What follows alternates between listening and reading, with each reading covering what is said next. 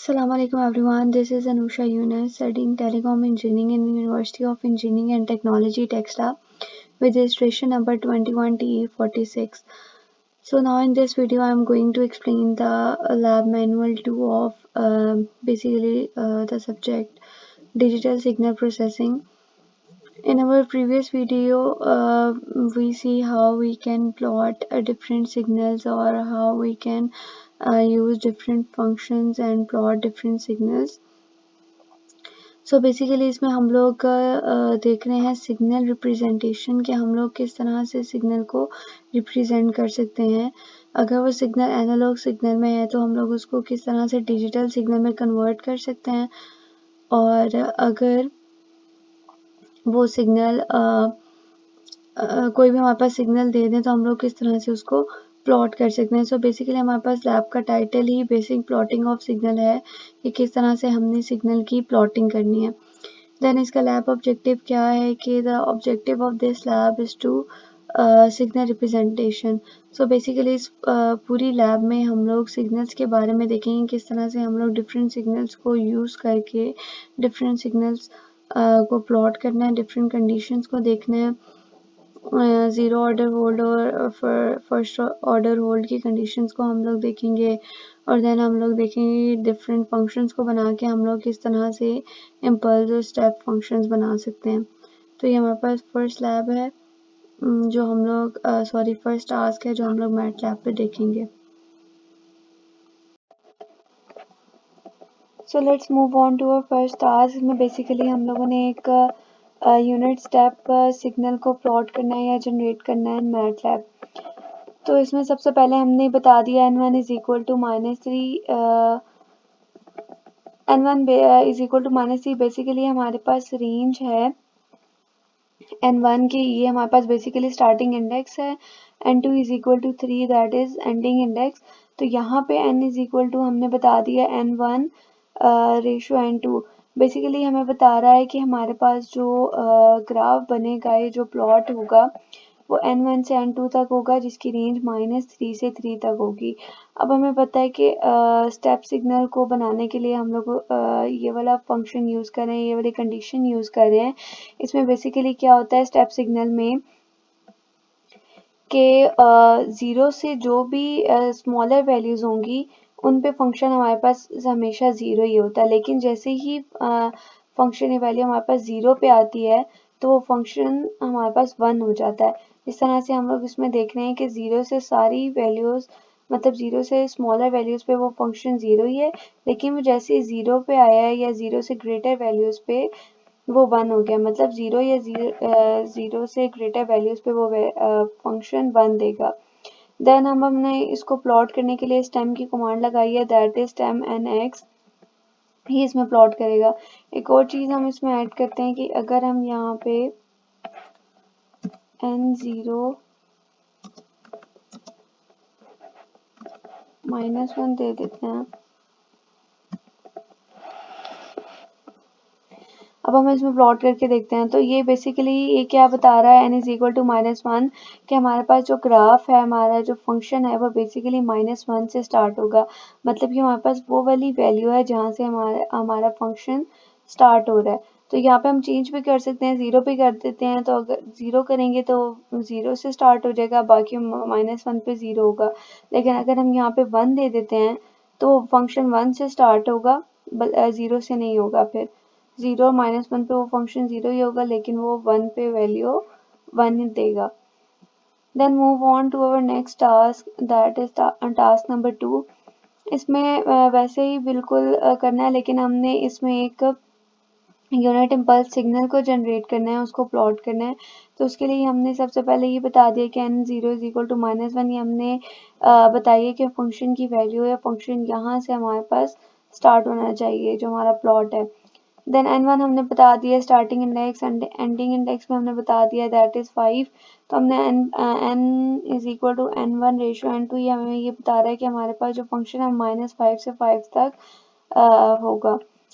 Then हमने इसमें आगे यूनिट इम्पल्स का क्या होता है कि ज़ीरो पे वो वैल्यू हमेशा 1 देगा, लेकिन ज़ीरो के अलावा जो भी हमारे पास वैल्यू आती है उस पे फंक्शन ज़ीरो ही होता है। मतलब अगर कोई भी ज़ीरो वैल्यू है तो उस पे फंक्शन 1 होगा, लेकिन ज़ीरो के अलावा कोई भी वैल्यू है या कोई भी ऐसी वैल्यू जो ज़ीरो नहीं है वहाँ पे फंक्शन हमारा ज़ीरो ही होगा। देन हमने स्टेम की कमांड लगाई और रन करके देखते हैं। तो इसमें हम लोग देख रहे हैं कि अब यहाँ पे ज़ीरो पे क्यों नहीं आ रहा है, क्योंकि यहाँ पे हमने बता दिया कोड में कि n0 की वैल्यू -1 है, मतलब जो इनिशियल वैल्यू है हमारे पास वो -1 है, -1 से स्टार्ट हो रहा है, तो वो -1 पे 1 होगा और अदर देन -1 वो हमारे पास वैल्यू 0 दे रहा है। अगर हम इसको 1 कर देते हैं सिर्फ, तो तब भी देखें तो ये हमारे पास वैल्यू जो है वो 1 से स्टार्ट हो रही है और अदर देन 1 द फंक्शन है और the value is 0। Then move on to our next task which is task number 3। इसमें भी हमने वैसे ही करना है, लेकिन हमने इसमें प्लॉट एक सिग्नल को करना है, दैट इज दिस। तो इसमें हमने वही स्टार्टिंग इंडेक्स बताया, एंडिंग इंडेक्स बताया और सिंपली हमने फंक्शन बता दिया जिसको हमने प्लॉट करना है और स्टेम की कमांड लगाई। देन अब हमने इसको रन किया तो ये देखिए इस तरह से बन रही है। अब इंडेक्स जो है वो हमारा -3 से 3 के दरमियान में है, मतलब रेंज उसकी -3 से 3 है, लेकिन ये एक डिकेइंग हमारे पास फंक्शन बन रहा है। तो जो फंक्शन हमें गिवन था उस फंक्शन से हमने एक ग्राफ प्लॉट किया और ये हमारे पास एक डिकेइंग की कंडीशन दे रहा है कि -3 पे सबसे मैक्सिमम वैल्यू उसकी -3 पे, देन आगे जैसे ही वो आगे जा रहा है उसकी वैल्यू कम होती जा रही है और 3 पे पहुंचकर वो बिल्कुल 0 पे चला गया। Then move on to our next task.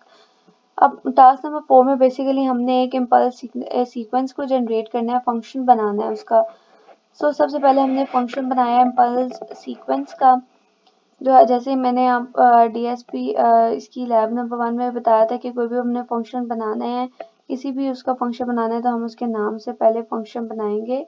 तो हमने impulse sequence unit impulse sequence का एक फंक्शन बनाया।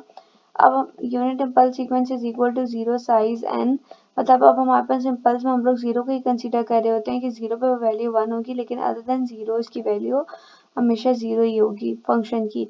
देन अब हमने इम्पल्स सीक्वेंस की कंडीशन को बताया कि n इज इक्वल टू, अगर वो वैल्यू ये 0 होगी तभी हमारे पास फंक्शन 1 होगा, अदरवाइज इट इज 0। एंड अब यहाँ पे क्या होगा कि जब भी हम फंक्शन बनाते हैं तो सेव करते हैं हम फाइल को उसी नाम से जिस नाम से हम लोग फंक्शन बना रहे हैं। तो हमने इसको सेव कर दिया यूनिट इम्पल्स सीक्वेंस के नाम से। देन हम आगे फाइल में गए, या आप बेशक उसी फाइल में नीचे ये बता सकते हैं, लेकिन मैंने अलग फाइल में कर दिया है। तो इसमें हमने n की रेंज बता दी है, इम्पल्स सीक्वेंस जो हमने फंक्शन बनाया था वो बताया, स्टेम की कमांड लगाई that is in between n and impulse sequence, जो इंडेक्स है और वो इम्पल्स सीक्वेंस के दरमियान में होगी। एक्स लेबल हमने बता दिया कि टाइम इंडेक्स है, Y label that is amplitude and the title is unit impulse sequence. Grid on and then में हम लोग रन करके देखते हैं तो बेसिकली हमारे पास ये ग्राफ बन रहा है कि 0 पे वो वैल्यू 1 दे रहा है, लेकिन अदर देन 0 इसकी वैल्यू 0 है। तो यही हमने प्लॉट करना था। इसमें एक और चीज़ जो है वो ये है कि line width is equal to 2। अब प्लॉट की कमांड में लाइन विड्थ इसलिए आती है कि जो हम लोग प्लॉट कर रहे हैं, अब हमने जो पीछे प्लॉट किए जो भी ग्राफ, उनकी जो ग्राफ थे, जो प्लॉटिंग थी वो थोड़ी ज़्यादा विजिबल नहीं हो रही थी, लेकिन इसमें ज़्यादा विजिबल बनाने के लिए जो इसकी लाइन की विड्थ है वो हमने 2 कर दी है। तो ये भी एक सिंपल सा था। देन हम लोग नेक्स्ट टास्क की तरफ जाते हैं। उसमें हमने एक यूनिट स्टेप का फंक्शन बना के उसको प्लॉट करवाना है, उसको जनरेट करवाना है। तो हमने एक यू के नाम से यूनिट स्टेप का फंक्शन बनाया।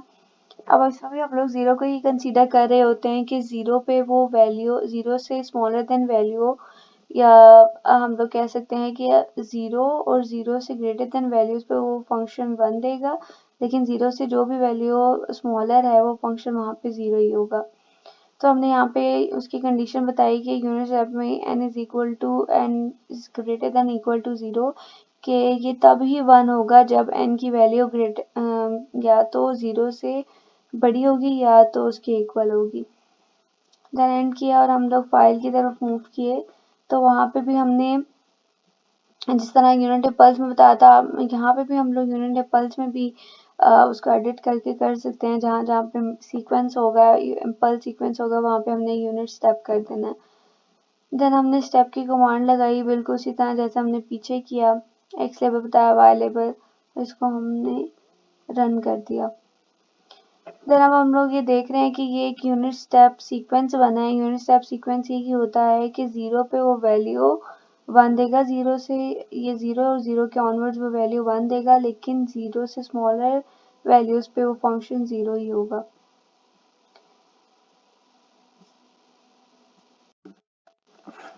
सो now let's move on to our next task. इसमें बेसिकली हमने ज़ीरो ऑर्डर होल्ड की कंडीशन बतानी है। किस तरह ज़ीरो ऑर्डर होल्ड में बेसिकली यही है कि हम लोग किस तरह से एक एनालॉग सिग्नल या एक कॉन्टिन्यूस सिग्नल को हम लोग डिजिटल सिग्नल में कन्वर्ट करते हैं। तो सबसे पहले हमने एक सैम्पलिंग टाइम बता दिया है। सैम्पलिंग हमने इसलिए बताया है कि किसी भी एनालॉग सिग्नल को डिजिटल सिग्नल में कन्वर्ट करना है, वो हम 3 मेथड से करेंगे। सबसे पहले हमने उसकी सैम्पलिंग करेंगे कि हमने एनालॉग सिग्नल को सैम्पल्स में कन्वर्ट कर दिया है, मतलब हर सैम्पल पे उसकी कोई ना कोई वैल्यू होगी, उसको डिस्क्रिटाइज कर दिया। देन हम उसकी क्वांटाइजेशन करेंगे कि हर लेवल पे उसको क्वांटाइज कर देंगे, उसको वाई एक्सिस में भी डिस्क्रिटाइज कर देंगे।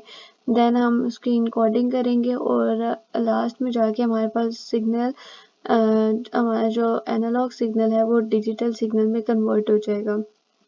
सो बेसिकली इसमें हमारे पास जो मेन कॉन्सेप्ट है वो सैम्पलिंग का है।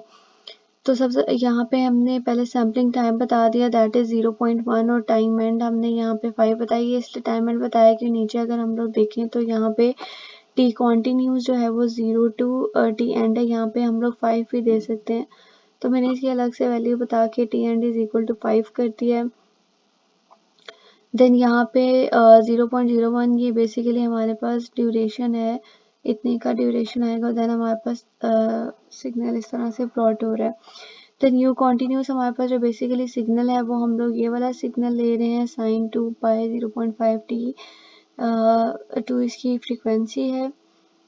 और देन टी डिस्क्रीट में जब हम उसको डिस्क्रिटाइज कर देंगे, देन हमारे पास जो टाइम का इंटरवल होगा वो 0 टू टी होगा, लेकिन उसमें जो ड्यूरेशन आएगा वो सैम्पलिंग ड्यूरेशन आएगा, कि मतलब एक इतने सैंपल के बाद हमारे पास नेक्स्ट सैंपल आएगा। तो वहाँ पर सैम्पलिंग टाइम जो है वो कॉन्सेप्ट होना ज़रूरी है।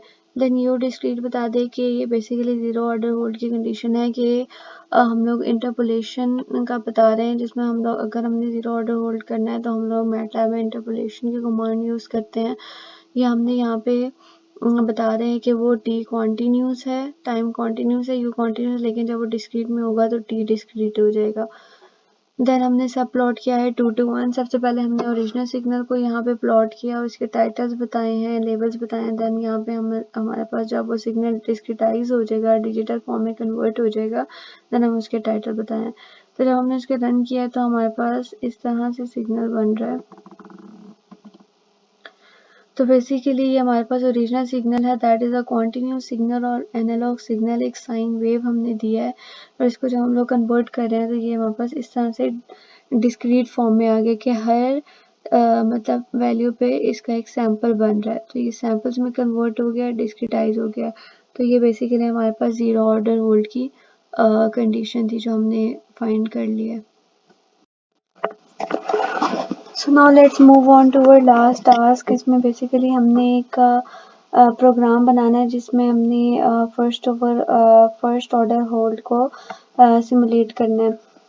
तो फर्स्ट ऑर्डर होल्ड भी ये है कि हम लोग किस तरह से एक ओरिजिनल सिग्नल को डिजिटल सिग्नल में कन्वर्ट कर सकते हैं। तो उसमें ये है कि हम लोग सबसे पहले सैम्पलिंग करेंगे, कोई भी हम लोग एनालॉग सिग्नल ले रहे हैं उसकी सैम्पलिंग करेंगे, देन हम उसको क्वांटाइज करेंगे, या क्वांटाइजेशन प्रोसेस होता है, देन इनकोडिंग होती है, और हमारे पास जो सिग्नल है वो एक डिजिटल फॉर्म में कन्वर्ट हो जाता है। तो हम इसमें भी वही सारा करेंगे कि हम एक ओरिजिनल सिग्नल लेंगे और इसको फिर हम लोग सैंपल्स में कन्वर्ट करेंगे। तो मतलब हमने हर वैल्यू को हम लोग उसको डिस्क्रिटाइज कर देंगे। देन सबसे पहले हमने देखा कि हमने एक टाइम फैक्टर बता दिया, that is T is equal to 0 to 10। और इसमें हमारे पास जो डिफरेंस होगा वो 0.1 का होगा। एक्स हमने सिग्नल बता दिया कि साइन टी, मतलब हम खुद से एक सिग्नल ले रहे हैं कि हम लोग साइन टी को एक हमने एनालॉग सिग्नल लिया है। अब ये जो है टी एस, ये हमारे पास सैम्पलिंग टाइम है कि कितने सैंपल टाइम हमारे पास होना चाहिए, कितने टाइम बाद हमारे पास नेक्स्ट सैंपल आएगा। अब हमने साथ ही ये तो ऊपर जो था ये ओरिजिनल टी था जो हमारे पास एनालॉग सिग्नल का हम लोग बोल रहे हैं। लेकिन अब जब हमने सैंपल्स में कन्वर्ट करना है तो उसका टाइम हमारे पास होगा 0 to 10 और सैम्पलिंग इंटरवल ये बेसिकली ये है कि इतना सैम्पलिंग टाइम वो लेगा और देन हमारे पास अगला सैंपल आएगा। इसी तरह एक सैंपल जो है वो इस तरह से बनेगा कि इंटरव्यूअर को हमने बताया और यहाँ पे हमने टी ओरिजिनल, यहाँ पे हमारे पास आएगा टी कि जो हमने ओरिजिनल टी लिया है, टी की वैल्यू ली है, और यहाँ पे जो हमने ओरिजिनल एक्स की वैल्यू ली है ये बेसिकली वो बताएगी। देन हमने टी सैंपल बता दिया और हमने बता दिया कि इस तरह से वो, ये बेसिकली सैम्पलिंग का एक केस है, उसका हमने बताया कि इस तरह से सैंपल होगा। अब फिगर को बनाने के लिए सबसे पहले हमने ओरिजिनल सिग्नल को प्लॉट करना है, तो वो टी और एक्स में प्लॉट होगा जो हमने बताया है फर्स्ट में, और हमने बता दिया कि वो ब्लू में प्लॉट हो। देन लाइन वेट जो है वो उसकी 1.5 हमने रख दिया, हम इसको चेंज करके 0.5 भी रख सकते हैं, 2 भी रख सकते हैं, 1 भी रख सकते हैं, हमारी अपनी मर्जी है। देन हमने टाइटल बता दिया, उसका ओरिजिनल सिग्नल होना चाहिए, एक्स लेबल, वाई लेबल और सब प्लॉट बता दिया। देन हमने स्टेम को बताना है कि स्टेम में अब दूसरी दफ़ा जो हमने प्लॉट करना है वो टाइम सैंपल जो हमने सैम्पलिंग टाइम और सैम्पलिंग सिग्नल बताया है उसमें उसके दरमियान हमारे पास प्लॉटिंग होगी, वो रेड में प्लॉट होगा और उसकी लाइन विड्थ हमने बता दिया 1.5 हो। देन हमने वही टाइटल बताया, एक्स लेवल वाई लेवल बताया और इसको प्लॉट कर दिया और उसका टाइटल भी दे दिया। देन हमने बेसिकली यही है कि हमने सिग्नल में टाइम की रेंज बताई, उसमें ओरिजिनल सिग्नल बताया, ओरिजिनल टाइम बताया। अब हमने उसको डिजिटल में कन्वर्ट करना है, तो सबसे पहले हमने उसे सैंपल्स में कन्वर्ट होगा, तो यहाँ पे हमारे पास फर्स्ट ऑर्डर होल्ड की एक कंडीशन बताई हुई है, दैट इज जो हमने ज़ीरो ऑर्डर होल्ड में बताई है। तो इस तरह से जब हम इसको रन कर रहे हैं